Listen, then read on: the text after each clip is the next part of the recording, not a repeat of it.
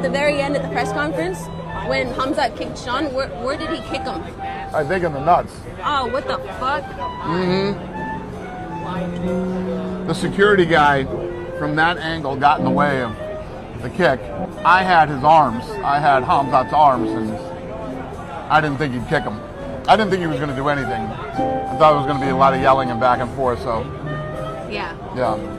You guys were That's the most we will fail. you were like... This whole weekend, that's the most we will fail. He said, all right, guys, be good. Be good, guys, be good. Okay. Yeah. Okay.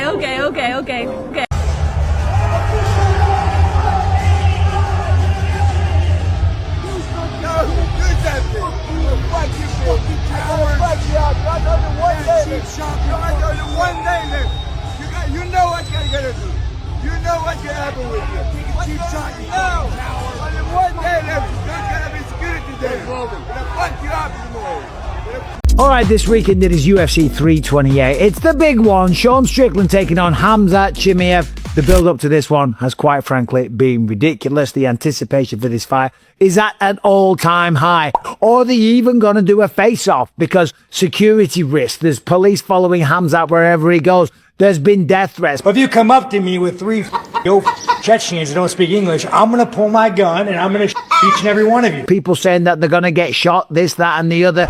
The atmosphere leading into UFC 328 has been absolutely electric, but also dangerously charged. What Bisping touches on here about the death threats, the constant police presence around Khamzat, and the very real security risk for a simple face-off perfectly encapsulates why this weigh-in was destined to be a powder keg. This isn't just about two elite fighters making weight. It's a raw, visceral clash of personalities and narratives where emotions are running so high that even the routine pre-fight traditions become high-stakes confrontations. The tension security had to manage at that weigh-in was truly unprecedented. At the end of the day, they are going to get let loose inside the octagon with 4-ounce gloves on, and when the dust settles, we may have a new champion, because Sean Strickland, let me tell you, is not intimidated one little bit. He's not bothered at the fact that Khamzat released a little bit of sparring footage. In fact, he says that shows weakness from Khamzat Chimaev and just shows what kind of man he is. Oh, God. You know, it's funny. That's what led to me calling him out. Was it like, how long was the clip? 23 seconds. But like, that's what I'm talking about. Like, the guy's just a little f***ing rat, dude. One, I didn't even know we were filming, and those are our warm-up rounds. Strickland's reaction to Khamzat's sparring footage is vintage Tarzan. He immediately flips the script, calling Khamzat a little rat and interpreting the release as a sign of weakness rather than intimidation. This perfectly illustrates Strickland's mental game. He's never going to show fear. Instead, he uses every perceived slight to fuel his aggression, making the weigh-in face-off even more intense. This isn't just a physical contest. It's a battle of wills, and Strickland's ability to remain unbothered in the face of such a charged buildup is why he's such a polarizing, yet captivating figure in the UFC. He's got ridiculous wrestling and power. He's got a very cool, mellow, calm vibe about him this week. In fact, he says that he loves Sean Strickland because he's getting paid an absolute fortune for this fight, and Sean Strickland's only making it bigger. I love him. You love him? Yeah. They pay good for him. In stark contrast to Strickland's volatility, Khamzat's cool, mellow, calm vibe and his declaration of love for Sean because of the money is fascinating. It's almost a psychological counterpunch, suggesting he's completely detached from the personal animosity, viewing Strickland purely as a business opportunity. This calculated composure could be deeply unsettling for an emotionally driven fighter like Strickland. It creates an intriguing dynamic for the weigh-in. One fighter is a storm of emotion, the other a calm, formidable force, seemingly unfazed by the chaos swirling around them, which further ratchets up the tension for everyone watching. Ooh, take a deep breath. Moving on to the big one, the main event. Sean Strickland taking on Khamzat Chimaev. Now, where do we start on this one? Now, people say, oh, he hasn't got cardio. He slowed down against Usman. He slowed down against Gilbert Burns, and he did take down Dricus du Plessis, and he did go 5 rounds. Going 5 rounds when you're stifling someone on the ground is not the same as fighting tooth and nail on the feet, trading blows, shooting takedowns, sprawling back and forth affair. It's just not. When you're controlling someone on the ground, and granted, he was looking for submissions. The biggest question mark hanging over Khamzat has always been his cardio, especially in longer, higher-paced fights. Bisping shrewdly points out that controlling an opponent on the ground isn't the same as a grueling, back-and-forth striking and grappling war. This perception of a potential gas tank issue directly impacts the pre-fight narrative and how each fighter approaches the weigh-in. If Strickland can withstand the early onslaught, those cardio concerns for Khamzat become a massive mental hurdle, affecting not just the fight strategy, but also the psychological warfare during the weigh-in's intense stare-down. Pace is much slower. So that was a good controlled pace for Khamzat Chimaev. If Sean can stop the takedowns, which I don't think he will early, he will get taken down, but he will get back to his feet. Sean is very confident in his wrestling ability. He says that he trains with better wrestlers than Khamzat Chimaev. Johnny Eblen is one of his training partners who he pointed to at the press conference, right? Sean at the press conference, by the way, was talking all kinds of madness. You know those like dogs that like, you know, you can't trust, and when you talk to them, you're like, you know, you could pet the dog and like the dog is nice occasionally, but you're like, maybe this dog's gonna bite me one day. That's kind of like Chimaev. Like, he's this untrustworthy dog. But he also made some very, very good points, and I find him very entertaining, okay? I was watching it yesterday, right? And he was... Strickland's confidence in his wrestling, even against a grappler of Khamzat's caliber, is a bold statement. His belief that he can get back to his feet, combined with his colorful description of Khamzat as an untrustworthy dog, shows he's not just physically preparing, but mentally dismantling his opponent. This kind of intense psychological warfare is exactly what made their weigh-in so tense, as both men tried to assert dominance without throwing a single punch. Strickland thrives on this confrontation, using his unfiltered honesty to get under his opponent's skin and fuel the pre-fight animosity. And on the flip side, I thought Khamzat Chimaev, you couldn't argue with a lot of what he was saying either. Some boys said they see him like running away from hotel fast after the media. The guy who said like he gonna shoot me, he gonna do this, that, and I don't know why he's still at the other hotels. He was cool, calm, collected. He's very confident in his abilities. He's very confident in the training that he's done. He truly believes he can walk through Sean Strickland. And if he beats Sean, then he's probably going to move up to light heavyweight because he only wants big things moving forward. He wants to fight Alex Pereira. He doesn't care if that's a heavyweight. He wants to be the 2-off. Despite all the madness and threats circulating, Khamzat's cool, calm, collected demeanor at the press conference was incredibly telling. He projects an aura of unwavering confidence in his training and abilities, truly believing he can walk through Strickland. This unflappable confidence, especially when contrasted with the surrounding drama, is a powerful psychological weapon. It suggests Khamzat is operating on a different level, completely focused on the task at hand, which only adds to the intrigue and tension during their highly anticipated weigh-in face-off. I have been saying, I think Khamzat beats him. I think Khamzat beats him, but the closer this fight gets, the more I watch Sean Strickland, the more that we know the cardio of this guy is ridiculous because he fights and spars all the time, and that's the best way to train. I've gone on about that for hours, so I won't go into it now. You've heard my points many times, but he spars all the time, right? That's going to get you in shape. He's a very tough guy. He's very strong. Even Dricus du Plessis said that Sean Strickland felt stronger than Khamzat. He's a strong guy, a lot stronger than Khamzat on a physical level. He's really good. And I think he's going to surprise some people. If Strickland gets up 2 or 3 times in that first round, or the first 2, it's not going to get any easier. So that's an interesting fact here, although Robert Whittaker told me personally that the strength and the explosivity. Bisping's evolving prediction, leaning towards Strickland as the fight draws nearer, underscores the middleweight champion's undeniable toughness and ridiculous cardio.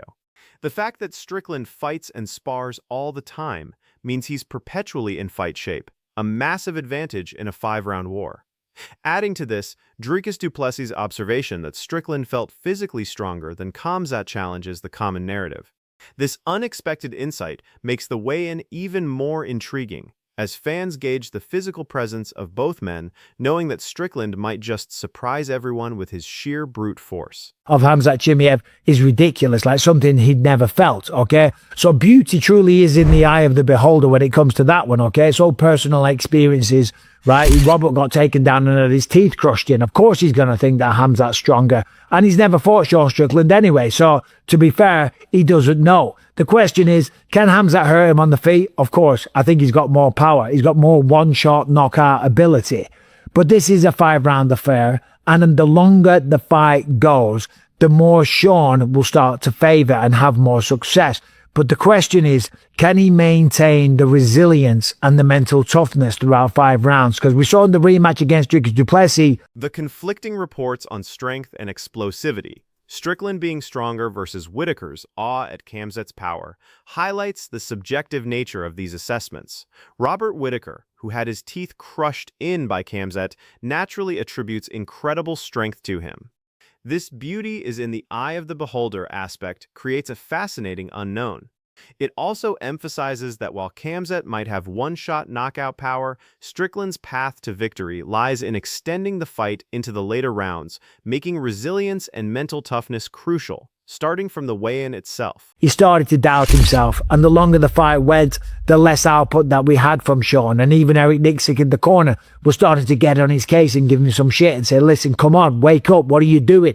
We've trained so hard for this moment, and this is what you're going to do? We got 10 minutes, you're going to have to start opening it up. You're doing the same shit as last fight, he's all predictable with it. Of course, came back, stopped Fluffy, looked ridiculous, looks like he's found his mojo again. And this is probably the last title fight that Sean Strickland will ever be in if he loses the fight. So I can argue it both ways. Brady, are you there? This is Brady Fink, my longtime jiu-jitsu coach, 3rd Dan degree black belt. The critical question of Strickland's mental toughness, particularly in a grueling 5-round affair, is a key concern. Bisping harks back to the Dricus Duplessis rematch, where Sean started to doubt himself and received some stern words from his corner. This vulnerability, if it resurfaces, could be exploited by Khamzat. However, Strickland famously found his mojo again to finish DDP.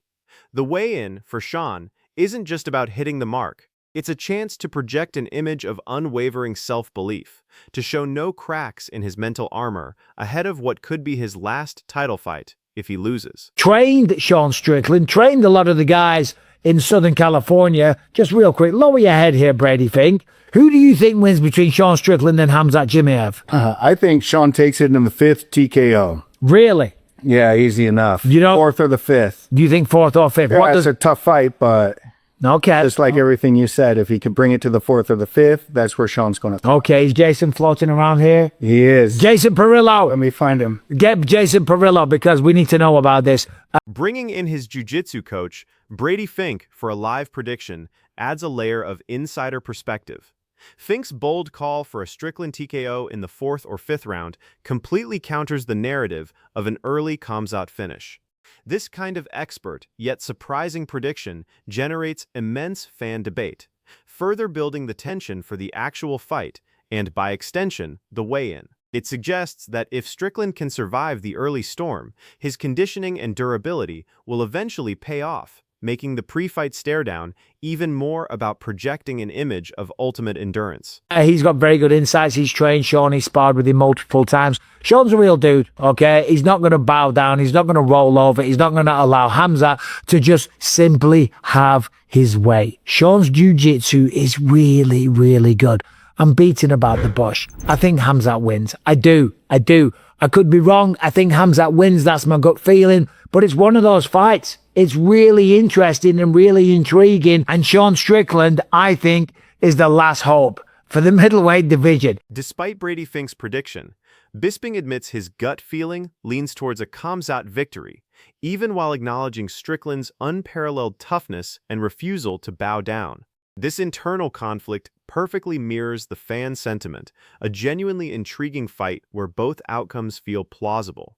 Bisping emphasizes Strickland as the last hope for the middleweight division against Khamzat, which elevates the stakes even higher. This creates immense anticipation for the weigh-in, as fans desperately seek any sign or tell that might hint at who will emerge victorious in this pivotal clash. However, that's a good point.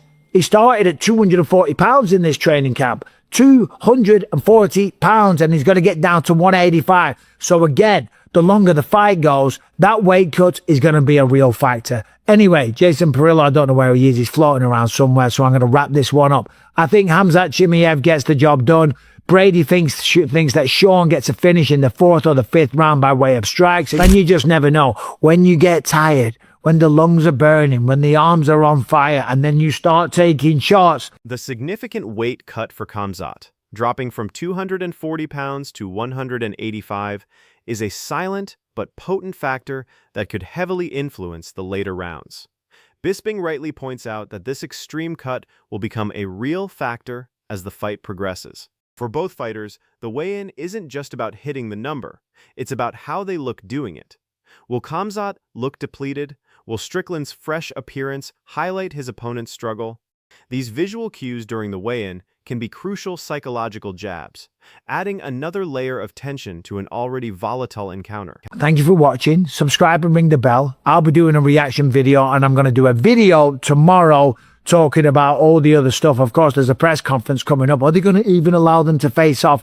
Let the guys face off. They're going to fight in an octagon, getting toe-to-toe, face-to-face, nose-to-nose, as Sean says. Dick to dick, nipple to nipple in that ring. Let them get there. Let them get in each other's faces. Let them feel one another's energies. And I'll do a reaction on that. So keep an eye out for that one tomorrow. But in the meantime, thanks for watching. One more time, leave a comment, like the video, subscribe to the channel. Bisping's final thoughts perfectly capture the insane anticipation for the face-off. The question of whether security would even allow them to face off underscores the extreme tension. Strickland's colorful, vulgar insistence on getting toe-to-toe, face-to-face, dick-to-dick, nipple-to-nipple shows how deeply personal and primal this rivalry has become. This isn't just an official ceremony, it's the final, explosive psychological showdown before the cage door closes. The weigh-in was the last chance for them to feel one another's energies and ignite the fuse for what promises to be an unforgettable fight.